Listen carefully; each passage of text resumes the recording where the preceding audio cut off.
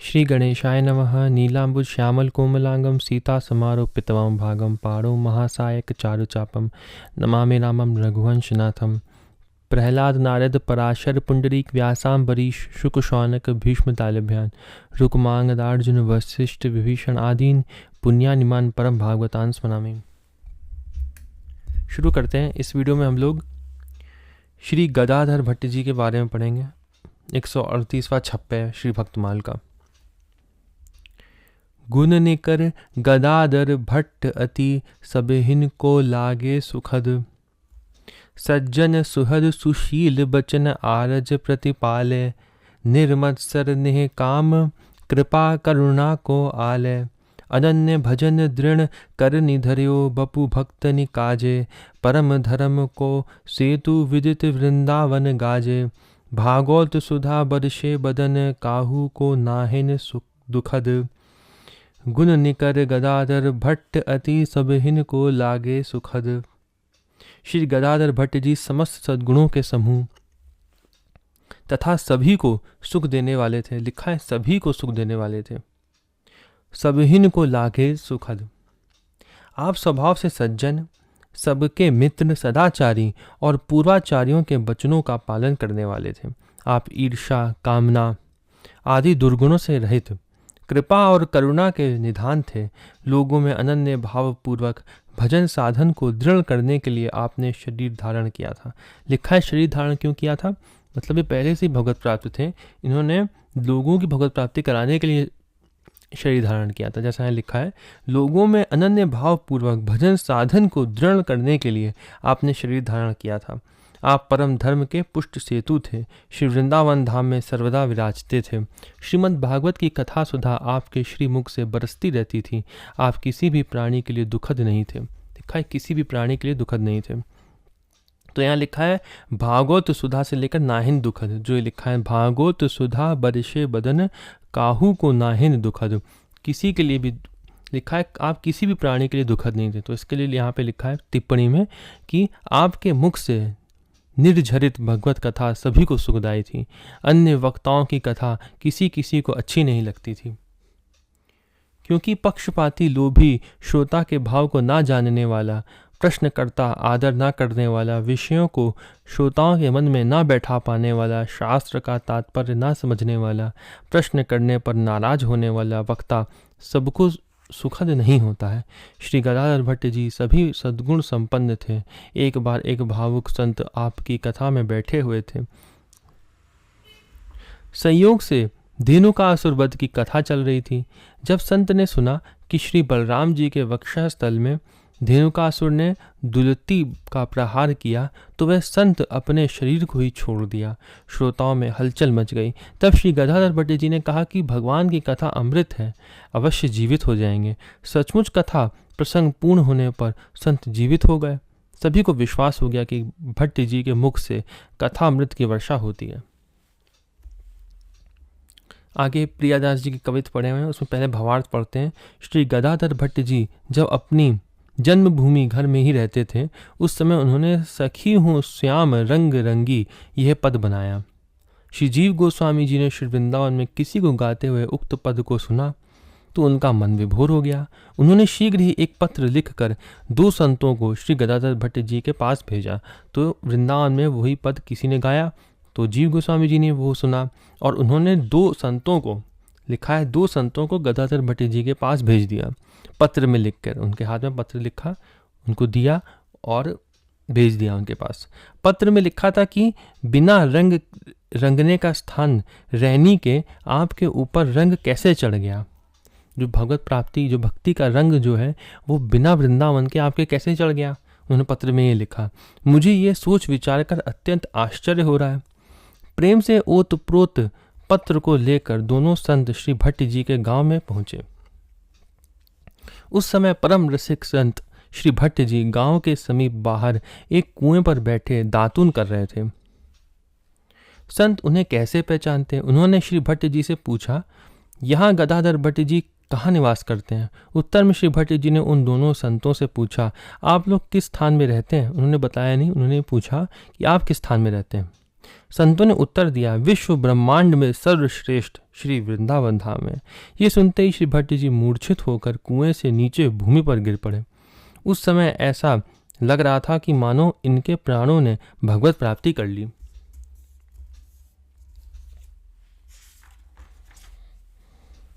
श्याम रंग रंगी पद, जो उन्होंने पद गाया था वो यहाँ पे दिया हुआ है, उसको पढ़ लेते हैं। सखी हो श्याम रंग रंगी, देखी बेकाई गई वह मूर्ति सूरति माही पगी। संग हो तो अपनों सपनों सो सोई, रही रस खोई। जागे हु आगे देखी, परे सखी नेकु ना न्यारो होई। एक जू मेरी अखियन में निसी द्योस, रहियो करी भौन गाय। गाय चरावन जात सुनियो, सिखी सोधो कन्हैया कौन। कासो कहो कौन पतियावे, कौन करे बकवाद। कैसे को कहियो जात गदाधर, गूंगे को गुड़ स्वाद। इस पद में श्री किशोरी जी प्रेम में भरकर एवं श्री गदाधर भट्ट जी गोपी भाव में भरकर कहती हैं। ये जो पूरा पद था इसमें किशोरी जी प्रेम में भरकर एवं श्री गदाधर भट्ट जी गोपी भाव में भरकर कहती हैं। ये जो पूरा पद हम लोग ने पढ़ा। आगे दिया है पत्र दे पठाए, ये कवित में आया है, अभी हम लोग कवित पढ़ेंगे। तो उसमें लिखा है पत्र दे पठाए। श्री जीव गोसाई जी श्री भट्ट जी कृत पद सुनकर समझ गए कि इनमें रंग प्रेम तो जरूर है, लेकिन कैसे रंग चढ़ा।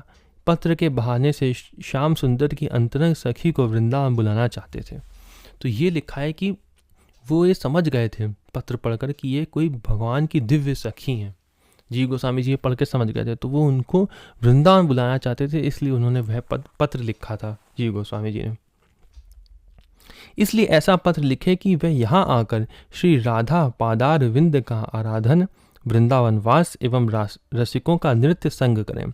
पत्र में लिखा कि संस्कृत में दिया है, उसका अर्थ लिखा है, सर्वेश्वरी श्री राधिका जी के चरण कमल के रेणु की आराधना के बिना, श्री राधा चरण चिन्हित वृंदावन धाम का आश्रय लिए बिना तथा श्री राधा भाव से गंभीर चित्त वाले रसिकों का संग किए बिना श्याम रस रूप महासमुद्र में कैसे अवगाहन हो सकता है, अर्थात नहीं हो सकता है। ठीक है, अब हम लोग जो कवित था उसको पढ़ लेते हैं। श्याम रंग रंगी पद सुनी के गोसाई जीव, पत्र दे पठाए उभे साधु वेगी धाए हैं। रैनी बिन रंग कैसे चढ़्यो अति सोच बढ़्यो, कागद में प्रेम मड़ियो तहाँ लेके आए हैं। पूरे डिग कूप तहाँ बैठे रस रूप लगे, पूछिबे को तिने ही सो नाम ले बताए हैं। रहो कौन ठौर सिर मौर वृंदावन धाम, नाम सुनी मूर्छा हुए गिरे प्राण पाए हैं। अब जो ये पद हम लोग ने पढ़ा था जिसमें लिखा था रैनी बिन रंग, तो रैनी बिन रंग के लिए लिखा है रैनी वृंदावन है और रंग प्रिया प्रियतम का प्रेम है और रसिक संत जन रंगने वाले हैं। भगवान शंकर को भी मान सरोवर में स्नान करने के बाद गोपी भाव एवं रास मंडल में प्रवेश प्राप्त हुआ। श्री गदाधर भट्ट जी श्री वृंदावन वास के लिए इच्छुक थे, लेकिन जब तक महापुरुषों की कृपा नहीं होती है तब तक भगवत धाम में प्रवेश नहीं मिलता है। दृष्टांत दिया हुआ है इसमें कि जब तक महापुरुषों की कृपा नहीं होती तब तक भगवत धाम नहीं मिलता है। कलकत्ते में एक संत ने कथा वार्ता में कहा कि धाम में प्रवेश बिना भक्त कृपा के असंभव है। धन के अभिमानी सेठ ने कहा कि ये झूठी बात है, मैं कल ही सीट रिजर्व कराकर वृंदावन जाऊंगा। सेठ जी रेलवे स्टेशन पर पहुंचे और गाड़ी में बैठ गए। गाड़ी छूटने वाली थी, लेकिन इतने में एक नौकर ने आकर समाचार दिया कि आपका पुत्र दुर्घटना में घायल हो गया है। सेठ जी तुरंत घर में पहुंचे और पुत्र की देखरेख में लग गए। बाद में संत की बात ध्यान आई कि सत्य बात है, बिना भक्त कृपा के कोई धाम में प्रवेश नहीं कर सकता है। श्री जीव गोस्वामी जी के भेजे हुए दोनों संतों को श्री राधा कृष्ण का प्रतिनिधि मानकर और पत्र को भक्तों एवं श्री धाम की कृपा मानकर बिना घर में बताए ही श्री वृंदावन के लिए चल दिए। लिखा है बिना घर में बताए ही चल दिए। तो जैसे गोपियां जो थीं जब भगवान मुरली बजाते थे, भागवत में आया है, तो वो जो भी काम कर रही होती थी वो छोड़कर भगवान के लिए जाती थी, किसी को साथ में लेने के लिए भी नहीं कहती थी। आप आश्चर्य करेंगे कि भगवान गोपियां जब जाती थीं तो किसी ना किसी को साथ में लेने के लिए तो कहना चाहिए था कि देखो भगवान मुरली बजा रहे हैं, चलो चलो चलो। नहीं, क्योंकि किसी का ठेका हमको भगवत प्राप्ति के लिए नहीं लेना चाहिए। इससे ये पता चलता है हमको, हम किसी को भी भगवान की तरफ आश्रित नहीं कर पाएंगे, भगवान ही सबको आश्रित कर सकते हैं। इसलिए अपनी भगवत प्राप्ति के लिए ही हमें ध्यान रखना चाहिए और अपनी भगवत प्राप्ति के लिए प्रयत्न करना चाहिए। जब अपनी भगवत प्राप्ति हो गई तभी दूसरों की हम करा भी सकते हैं। इसलिए भी भगवान के लिए अकेले ही भागना होता है, अकेले ही चलना होता है। तो आगे पढ़ते हैं, लिखा है, श्री धाम की कृपा मानकर बिना घर में बताए ही, जैसे गोपियाँ बिना तुरंत चली जाती थी वैसे ये भी बिना घर में बताए ही श्री वृंदावन के लिए चल दिए। वृंदावन धाम में आपकी बहुत निष्ठा थी। धाम का नाम सुनते ही प्रिया प्रीतम की याद आ गई और बेसुध हो गए। श्री गदाधर भट्ट जी की मूर्छा देखकर पत्र लेकर आने वाले साधुओं से किसी ग्रामवासी ने बताया कि गदाधर भट्ट जी यही हैं। आश्चर्य करते हुए प्रेम के साथ तब उन साधुओं ने श्री भट्ट जी के कान में कहा कि हम आपके लिए श्री वृंदावन से श्री जीव गोस्वामी जी का पत्र लाएं। फिर जब वो मूर्छित होकर गिर गए थे, फिर किसी ग्रामवासी ने बताया कि अरे यही गदाधर भट्ट जी हैं। तब उन्होंने वो पत्र जीव गोस्वामी जी का उनको दिया कान में बता के। ये सुनकर अथवा कीर्तन के द्वारा इनकी मूर्छा दूर हो गई और उठकर बैठ गए। ऐसा लगा कि मानो उस पत्र को पढ़ने की इच्छा ने ही इन्हें पुनः जीवित कर दिया है। साधुओं ने पत्र दिया, आपने उसे लेकर सिर से लगाया और प्रियतम का संदेश पढ़कर उसी क्षण उन साधुओं के साथ चल दिए और शीघ्र ही श्री वृंदावन को आ गए। यहाँ आकर सर्वप्रथम श्री जीव गोस्वामी जी से मिले। मिलन सुख से आंखों में आनंद के आंसू भर गए, शरीर की सुधि बुद्धि भूल गई। तत्पश्चात धैर्य धारण कर वही सखी हो श्याम रंग रंगी पद गाया। वृंदावन में निवास करते हुए आपने श्री जीव गोस्वामी जी से अनेक भक्ति शास्त्रों का अध्ययन और संतों के साथ सत्संग किया। श्री कृष्ण की कथाओं के रस की उमंग आपके अंग अंग में भर गई। भाव में विभोर होकर आप नित्य श्रीमद् भागवत की कथा कहने लगे।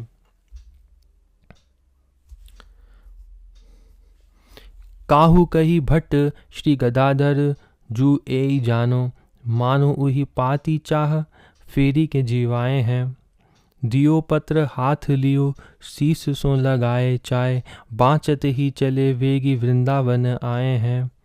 मिले श्री गोसाई जूसों आंखें भरी आए नीर, सुधिना शरीर धरी धीर वही गाए हैं।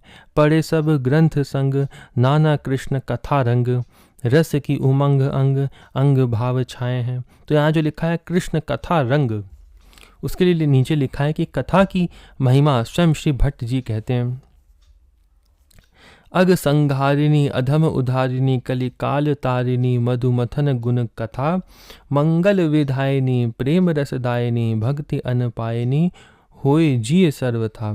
मिथ वेद मथी ग्रंथ कथी व्यास आदि अजहूँ, आधुनिक जन कहते हैं मति जथा।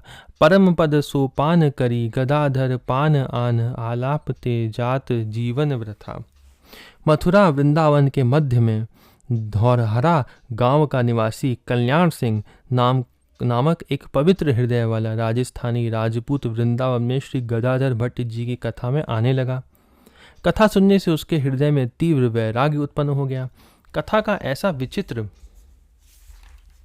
क्षत्रिय थे वो, ठीक है, राजा थे, तो कथा का ऐसा विचित्र रंग उस पर चढ़ा कि उसने अपनी स्त्री से हंसना बोलना बिल्कुल छोड़ दिया। तो जितनी भक्ति दिमाग में चढ़ती है उतना संसार छूटता जाता है, ऐसे संत लोग कहते हैं। तो जितनी भक्ति चढ़ी वैसे ही इतना संसार छूटता गया और उतना ही हंसना बोलना भी बंद हो गया अपनी पत्नी से। उसने समझ लिया कि श्री गदाधर भट्ट जी के कथा संग का ही ऐसा प्रभाव है। उसकी पत्नी ने समझ लिया कि हमारे पति देव के मन से काम वासना एकदम दूर हो गई है। स्त्री के हृदय में काम भाव जाग उठा। उसने निश्चय किया कि मैं ऐसी नई युक्ति करूं जिससे हमारे पति का मन कथा और कथावाचक से हट जाए और उनके मन में नई काम वासना जाग उठे। इसी बीच एक गर्भवती तरुण स्त्री गांव में भीख मांगती फिरती दिखाई पड़ी।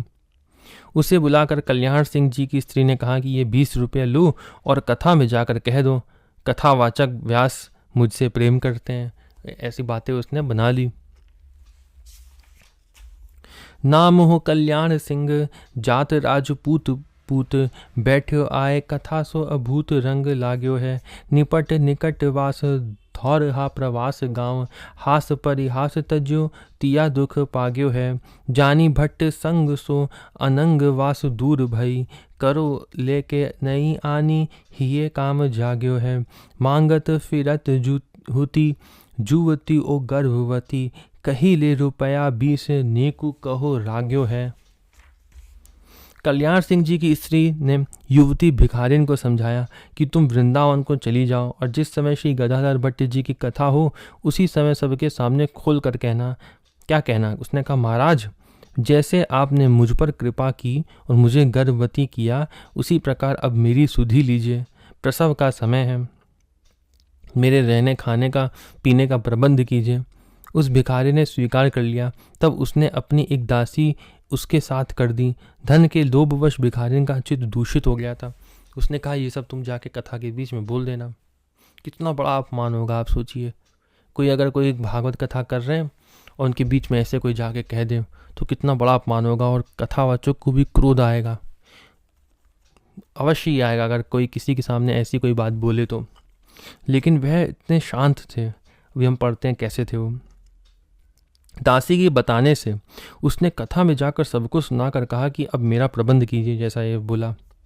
उसकी इन बातों को सुनकर अवगुण में गुण ग्रहण कर, लिखा है अवगुण में गुण देखते थे संत लोग। कभी गुस्सा होते ही नहीं थे, मतलब किसी भी चीज़ से हमेशा गुण ही गुण देखते थे। जैसा हम लोग ने पहले भी पढ़ा था कि संत लोग जो होते हैं वह गुण ही देखते हैं। ये परशुराम जी के में पढ़ा था हम लोगों ने। वैसे ही लिखा है अवगुण में गुण ग्रहण कर श्री गदाधर भट्ट जी ने कहा, आओ आओ बैठो, मैं तो नित्य मन में तुम्हारा स्मरण करता था, परंतु तुम जाने कहाँ चली गई थी। इसमें मेरा कुछ भी दोष नहीं। बहुत अच्छा हुआ जो तुमने ठीक समय पर आकर मुझको दर्शन दिया। उन्होंने ऐसा कहा। अगर वो कुछ क्रोध में आके कह देते तो मान लो लोग ही उन्हें पीट पीट कर मार देते या ऐसा कुछ गलत प्रभाव पड़ता। इसलिए भी उन्होंने सबको शांत करने के लिए भी ऐसा कहा। यहाँ लिखा भी है आगे ये बात। श्रोताओं ने जब ये बात सुनी तो उनके मन में बड़ा दुख हुआ और वह कहने लगे कि ये स्त्री झूठ कह रही है, इसे मारो, दूर भगा दो। ये सुनकर उसके प्राणों की रक्षा के लिए श्री भट्ट जी ने कहा कि ये सत्य कहती है। उस समय उन्होंने यही कहा। यह सुनकर श्रोताओं को हार्दिक दुख हुआ, वह रोने बिलखने लगे। गदाधर भट्ट जू की कथा में प्रकाश कहो, अहो कृपा करी अब मेरी सुधि लीजिए। दई लौणी संग लोभ रंग चित्त भंग किए, दिए ले बताए बोली मेरो काम कीजिए। बोले आप बैठिए जू जाप नित करो हिए, पाप नहीं मेरो गई दर्शन दीजिए। श्रोता दुख पाए भाखे, झूठी याही मारी नाखें। साची कही राखे सुनी, तब मन छीजिए। संत सद्गुण की प्रतिष्ठा में हानि पहुंचाने वाली बात सुनकर सब श्रोतागण दुखी होकर सोच रहे थे कि यदि धरती फट जाए और हम उसमें धंस जाए तो अच्छा है। उन्होंने ऐसा देख के वो सब दुखी हो गए कि ये क्या हो रहा है, पर ऐसा संवाद सुनना अच्छा नहीं है। संकोच और दुख से उनके नेत्रों से आंसू बह रहे थे। उन्हें शरीर की सुधि बुद्धि नहीं रही, लोग दुखी होने लगे सब। श्रोताओं में श्री राधिका वल्लभ दास जी नामक एक संत बैठे थे। वह बड़े बुद्धिमान थे, उनमें ज्ञान ज्योति प्रकाशित थी। उन्हें भी भिखारिन और भट्ट जी का संवाद सुनकर महान दुख हुआ, क्योंकि जब वो स्वयं कह रहे हैं, जो भक्त जो होते हैं वो तो झूठ बोलते नहीं है, है ना, लेकिन वो जब स्वयं कह रहे हैं तो वो सोचने लगे, वो भी सोच में पड़ गए। ज्ञानी लोग भी झूठ सोच में पड़ गए, लेकिन वो ऐसा क्यों कह रहे थे। तो इससे पता चलता है कि कौन कौन से अवस्थाओं में आप झूठ कह सकते हो। अगर किसी के प्राणों की रक्षा करनी हो ना तो आप झूठ कह सकते हो, जैसे यहाँ लिखा भी है उसके प्राणों की रक्षा के लिए। तो वैसे झूठ नहीं कहना चाहिए, लेकिन उन्होंने भक्त ने उसके प्राणों की रक्षा के लिए ऐसा कहा था। लेकिन बाकी लोगों ने सब विश्वास कर लिया, क्योंकि भक्त तो झूठ बोलते नहीं हैं, तो इसलिए सब दुखी होने लगे। उन्हें भी भिखारिन और भट्ट जी का संवाद सुनकर महान दुख हुआ। जो ज्ञानी संत बैठे थे उन्होंने उस भिखारिन को एकांत में बुलाकर उसे समझाया और डर पाया कि जो सच्ची बात है उसे बता दो। तब तो तुझे छोड़ दिया जाएगा, नहीं तो अब तुझे मार डाला जाएगा। ये सुनकर वह डर गई। उसको डराने के लिए सब कहा और उसने सब रहस्य खोल दिया, जिसे सुनकर श्रोताओं की जान में जान आई। कल्याण सिंह जी जब अपनी स्त्री की यह काली करतूत सुनी तो उन्हें बड़ा क्रोध आया और म्यान से तलवार निकालकर उसे मारने के लिए चले, क्योंकि वो राजा थे, वो तो उनको बहुत गुस्सा आया ये सुन के। तब भट्ट जी ने उन्हें रोक लिया और समझाते हुए कहा, इन स्त्रियों ने हमारे ऊपर बड़ी दया की है, हमें उनके ऊपर उपकार मानना चाहिए, मारना ठीक नहीं। स्त्री का दोष नहीं है, उसके काम का दोष है। दूसरी बात, उन्होंने अहंकार एवं प्रभुता रूपी पिशाचिनी से बचाया है। संत भगवंत को देखकर कि अपराधी के प्रति कितनी दया है, अतः दोनों स्त्रियां भक्ता बन गईं। फाटी जाए भूमि तो समाये जाए श्रोता कहें, बहे द्रग नीर हुए अधीर सुधी गई है। राधिका वल्लभ दास प्रगट प्रकाश भास, भयो दुख रास सुनी सो बुलाए लई हैं।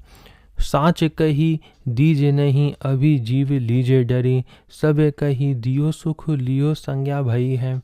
काड़ी तरवार तिया मारी बे कल्याण गयो, दयो पर बोध हमें करी दया नहीं है। आगे पढ़ते हैं। संत सद्गुरु की प्रतिष्ठा में हानि पहुंचाने वाली बात सुनकर सब श्रोतागण दुखी होकर सोच रहे थे कि यदि पढ़ चुके हैं, हाँ यहां से पढ़ना। श्री गदाधर भट्ट जी की कथा की प्रशंसा सुनकर व्रजभूमि से बाहर किसी स्थान के एक महंत जी भी कथा सुनने आए। उन्होंने उन्हें सम्मान पूर्वक आगे बैठाया। कथा होने लगी तो महंत जी ने देखा कि कथा सुनकर सभी संतों के नेत्रों से आंसू बह रहे हैं, सभी प्रेम में सराबोर हो रहे हैं। अब महंत जी सोचने लगे कि मेरी आंखों में आंसू क्यों नहीं आते। वे शोक समुद्र में मग्न हो गए। सोचते सोचते उन्हें एक उपाय सूझा। दूसरे दिन जब यह कथा सुनने आए तो पीसी हुई लाल मिर्च छिपा कर लाए और कथा सुनते ही उन्होंने अपनी आंखों में मिर्च लगा ली। फिर मन ही मन अपने ऊपर बहुत रुष्ट हुए। इस बात को किसी संत ने जान लिया और कथा के समाप्त होने पर श्री गदाधर भट्ट जी को बता दिया। जब सभी श्रोता चले गए तब श्री भट्ट जी महंत जी को छाती से लगाकर मिले और रोते हुए पुकार कर बोले, मेरे मन में यदि ऐसी रोने की तीव्र इच्छा प्रकट हो जाती तो मेरा जन्म सफल हो जाता। उन्होंने कहा कि आपके अंदर इच्छा है रोने की प्रकट होने की। तो उन्होंने कहा कि अगर मेरे मन में, गदाधर भट्ट जी ने कहा, मेरे मन में यदि ऐसी रोने की तीव्र इच्छा प्रकट हो जाती तो मेरा जन्म सफल हो जाता। इस प्रकार कहते कहते आपके नेत्रों से आंसुओं की धारा बह चली। उससे महंत जी भीग गए और उनके हृदय में भी प्रेम प्रकट हो गया। रहे काहू देश में महंत आए कथा मांझ, आगे ले बैठाए देखे सभे साधु भीजे हैं। मेरे अश्रुपात क्यों ना हो तो सोच सोत परे, करे ले उपाय दे लगाए मिर्च खींचे हैं। संत एक जानी के जताए दई भट्ट जू को, गए उठी सब जब मिली अति रीझे हैं। ऐसी चाह होए मेरे रोए के पुकारी कही, चली जलधार नैन प्रेम आए धीजे हैं। एक बार श्री गदाधर भट्ट जी के आश्रम में माट गांव का एक चोर घुस आया और उसने बहुत सी संपत्ति सामान बटोकर एक गठरी बांध ली। परंतु जब वह गठरी उठाने लगा तो अधिक भारी होने के कारण उसे उठा ना सका। श्री भट्ट जी देख रहे थे। वह उसके पास आए और उन्होंने गठरी उठवा दी। माल के मालिक की ये नई रीति देखकर चोर को आश्चर्य हुआ। उसने आपका नाम पूछा, तब आपने बता दिया। नाम सुनकर उसके मन में इनके प्रति बड़ा प्रेम हुआ और वह बोला, मुझसे बड़ी भारी भूल हुई, मैं नहीं जानता था कि यह आपका घर है। सिर से गठरी उतार कर वह क्षमा प्रार्थना करने लगा। तब आपने कहा, आप गठरी को ले जाओ। मेरे पास सवेरा होते ही इससे 10 गुनी संपत्ति और आ जाएगी। तुम्हारी तो ये जीविका है। उसने गठरी ले जाने से इनकार किया तो आपने फिर उसे समझाया, तुम प्राणों को हथेली पर रखकर चोरी का उपाय करते हो, अतः अपने परिश्रम का लाभ उठाओ। उसने श्री भट्ट जी के चरण पकड़ लिए और शिष्यता स्वीकार कर ली। चोरी करना छोड़ दिया। आयो एक चोर घर संपत्ति बटोरी गांठी, बांधिले मरोरी की हूँ उठे नाही भारी है। आए के उठाए दई देखी इन रीति नहीं, पूछियो नाम प्रीति भई भूलों में विचारी है। बोले आप ले पधारो होत ही सवारो आवे, और 10 गुनी मेरे तेरी यह जारी है। प्राणनी को आगे धरो आनी के उपाय करो, रहे समुझाए भयो शिष्य चोरी टारी है। रीति नहीं जो यहाँ पे लिखा है उसके लिए लिखा है कि लोग चोर को पकड़ लेने पर पिटाई करते हैं और उसे कैद खाने में डलवा देते हैं, लेकिन श्री गदाधर भट्ट जी ने चोर के चोरी में सहायता की। श्री भट्ट जी ने ऐसा क्यों किया? कारण कि लौकिक धन भजन में बाधक है। पहला तो कारण ये हो सकता है। दूसरा कारण, दूसरी बात, दुर्व्यसन छुड़ाने की संतों की ये शैली होती है। संतों का जो तरीका होता है कोई भी बुरी आदत छुड़ाने का, वो पता है क्या होता है? वो होता है कि पहले वो उसी में उसका साथ देते हैं और बाद में उसको दुर्गुण बता देते हैं। जैसे यहाँ लिखा है, दुर्गुण बताकर छुड़ा देते हैं। दूसरी बात, दुर्व्यसन छुड़ाने की संतों की यह शैली है, पहले दुर्व्यसन का समर्थन करते हैं फिर दुर्गुण बताकर छुड़ा देते हैं। अगर पहले से व्यसन की निंदा करें तो वह व्यक्ति दुर्व्यसन नहीं छोड़ता है, तो वो तो ये कहेगा ना कि बुरा नहीं है, तो उसका पहले समर्थन करते हैं, उसके पश्चात उसको दुर्गुण बताते हैं। दृष्टांत इसके लिए दिया हुआ है, एक कथा दी हुई है कि श्री गौराम महाप्रभु जी ब्रह्मा वर्मा में श्री हरि नाम संकीर्तन का प्रचार करने गए, जो बर्मा देश है वहां पे। प्रथम परिकरों ने जाकर कहा, हिंसा और मत्स्य मांस आदि छोड़कर हरि नाम जाप एवं कीर्तन करो। ऐसा उपदेश देने पर सभी लोग नाराज होकर उन्हें मारने के लिए दौड़े। फिर श्री गौरांग महाप्रभु जी गए और बोले, तुमी माछेर झोल खेए जाओ, हरि हरि बोले जाओ। उन्होंने ये कहा, इनका उपदेश, पहले तो उन्होंने मना करा था मांस खाने के लिए, लेकिन फिर उन्होंने जब छोड़ ही नहीं रहे थे तो उन्होंने कहा कि मांस खाते जाओ और हरि नाम बोलते जाओ। इनका उपदेश सुनकर सभी कीर्तन करने लगे। धीरे धीरे कीर्तन सत्संग आदि से बात समझ में आ गई कि मछली खाना पाप है। फिर जपना करते करते ही उनको ये बात समझ में आ गई। फिर उन्होंने सर्वदा के लिए छोड़कर भक्त हो गए। एक दूसरा चोर पहले चोर के पास जाकर बोला, ये दूसरा दृष्टांत दिया हुआ है कि एक दूसरा चोर पहले चोर के पास जाकर बोला, तुमने भूल की कि बाबा जी की मीठी मीठी बातों में आकर चेला बन गए और चोरी छोड़ दी। मैं तो सब सामान उनके कहने पर भी नहीं छोड़ता और घर ले जाता। दूसरा चोर श्री गदाधर भट्ट जी के यहाँ चोरी करने गया। चोरी करके जब चलने लगा तो अंधा हो गया, वहीं इधर उधर भटकता रहा। वो चोरी करके निकल रहा था तो अंधा हो गया। प्रातःकाल श्री भट्ट जी और चोर का मिलाप हो गया। चोर ने श्री भट्ट जी के चरणों में पड़कर क्षमा मांगी और नेत्र ज्योति प्रदान करने के लिए प्रार्थना किया। श्री भट्ट जी ने कृपा करके नेत्र ज्योति प्रदान की। चमत्कार देखकर वह चोर भी शिष्य बन गया और भगवान की भक्ति करने लगा। संत के यहाँ से कोई खाली नहीं जाता है। श्री गदाधर भट्ट जी के यहाँ लोग लौकिक संपत्ति लेने जाते हैं, उन्हें भट्ट जी आध्यात्मिक संपत्ति प्रदान करते हैं। इसी से श्री नाभा जी ने इन्हें गुण निकर और सभहीन को सुखद कहा है। श्री गदाधर भट्ट जी श्रीमद् भागवत के मर्मज्ञ विद्वान थे, अतः सेवा भक्ति का प्रभाव जैसा भागवत में कहा है उसे भलीभांति जानते थे। इसलिए भक्त भगवंत की सेवा टहल नित्य आप अपने हाथों से ही करते थे। एक दिन आप मंदिर में चौका लगा रहे थे। उसी समय कोई धनी मानी आपका शिष्य बहुत सी भेंट लेकर दर्शन करने आया। श्री भट्ट जी के एक शिष्य ने दूर से देखकर आपसे कहा, महाराज जी आप शीघ्र हाथ जोड़कर अपने आसन पर बैठ जाइए, भक्त भेंट लेकर आ रहा है। उसने कहा, उस टाइम पे वो क्या कर रहे थे? मंदिर में चौका लगा रहे थे उस टाइम वो, ठीक है। आपके हृदय में अपार प्रेम, हाँ यहाँ से पढ़ना। ये सुनकर जब उन्होंने सुना कि भेंट लेकर चेला आ रहा है, आसन पर बैठ जाओ, ये सुनकर आप उसके ऊपर नाराज हो गए। पुनः समझाया कि भक्त भगवत सेवा में ही हमें रुचि है, अतः सेवा को त्याग कर भेंट लेने के लिए गद्दी पर नहीं बैठ सकते। उन्होंने कहा, आपके हृदय में अपार प्रेम एवं प्राणी मात्र के कल्याण की कामना थी। आपने संसार के विषयों की आशा को छोड़ दिया था। लिखा है हमें सेवा में ही रुचि है, उन्होंने कहा, और तथा सेवा को त्याग कर भेंट लेने के लिए गद्दी पर नहीं बैठ सकते हैं। और नीचे लिखा है कि आपने संसार के विषयों की आशा को छोड़ दिया था। निरंतर भगवत प्रेमास्मृत का पान करते रहते थे। यह आपके चरित्र में प्रत्यक्ष दिखाई पड़ता है। कुछ विशेष चरित्र दिया हुआ है, पहले कविता पढ़ लेते हैं। प्रभु की टहल निज करनी करत आप, भक्ति को प्रताप जाने भागवत गाई है। देत होते चौका कु शिष्य बहु भेंट ल्यायो, दूर ही ते देखी दास आयो सो जनाई है। धोवो हाथ बैठो आप, सुनी के रिसाए उठे, सेवा ही में चायवा को खीजी समझाई है। ये हित राशि जग आस को विनाश कियो, पियो प्रेम रस ताकि बात ले दिखाई है।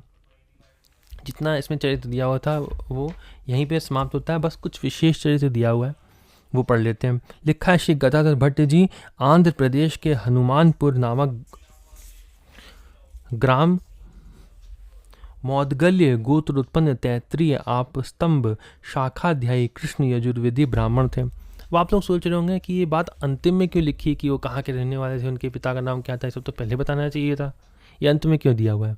और ये तो छप्पे में बताना चाहिए था, आप लोग सोचोगे, लेकिन ऐसा नहीं है, यहाँ बताना चाहिए था, लेकिन यहाँ नहीं बताना है, क्योंकि नाभादास जी ने भक्ति तत्व को बताया है। उससे कोई हमारा उपाय सिद्ध नहीं होता है ये जानकर कि वो कहाँ के रहने वाले थे या उनके पिता का नाम क्या था। हमको नाभादास जी ने भक्ति का उपदेश दिया है इन छप्पे में, और प्रियादास जी ने भी ये सब बातें नहीं बताई हैं कवित में भी। ये सबसे अंत में विशेष चरित्र में इसलिए दिया है कि जिनको अगर इच्छा हो जानने की कि वो कहाँ के रहने वाले थे और कब उनका जन्म हुआ था, इससे उनको भगवत प्राप्ति थोड़ी ना होनी है।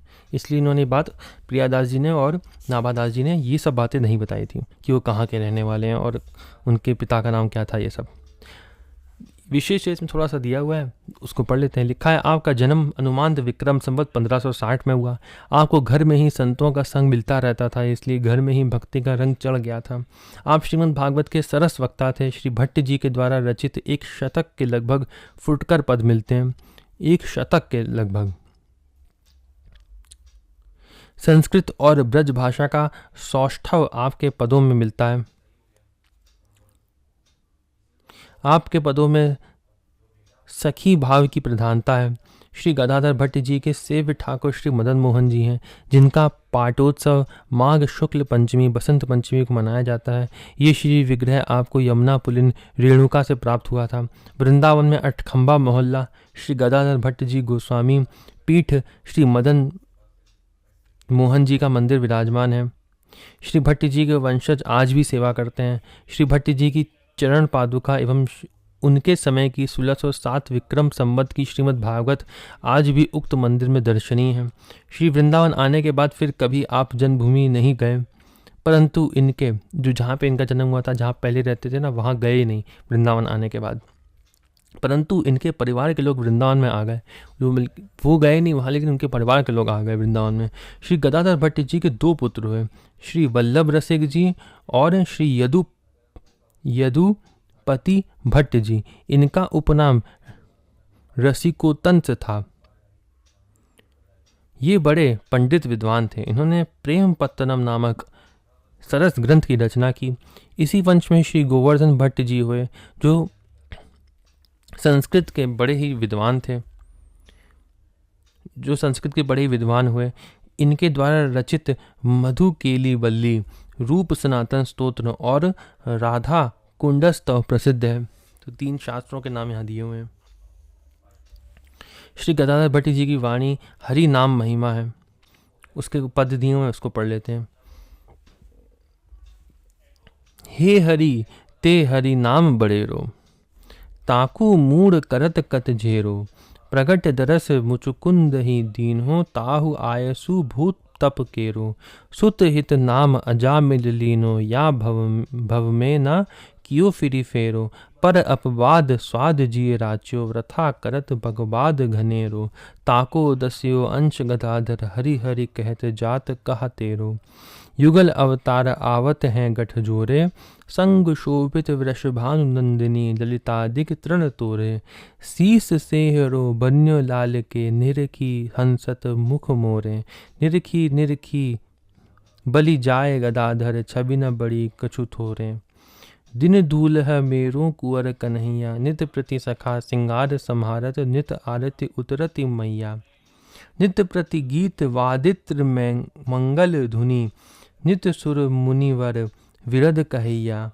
सिर पर श्री व्रजराज विराजत, तैसे ढिग बल निधि बल भैया, नित प्रति रास विलास व्याह विधि, नित सुरतीय सुमननी बर सैया, नित नव नव आनंद वारिनिधि, नित ही गदाधर ले बलैया। तो जितना चरित्र इनका दिया हुआ था गदाधर भट्ट जी का वहीं पे समाप्त होता है। अगली वीडियो में हम लोग चारण भक्तों के बारे में पढ़ेंगे। वैसे बहुत सारे भक्त दिए हुए हैं चारण भक्तों में, जिसमें से हम लोग कुछ कुछ पढ़ेंगे। जैसे पहले तो कुछ कुछ यहीं पे दिए हुए हैं छोटे में, और प्रियादास जी ने जिनका वर्णन किया है वो पढ़ेंगे, जिसमें से 2 पढ़ेंगे। कर्मानंद जी और कोल जी और अल्ल जी के बारे में पढ़ेंगे। 139वां छप्पे पढ़ेंगे अगली वीडियो में। ओम नमो भगवते वासुदेवाय।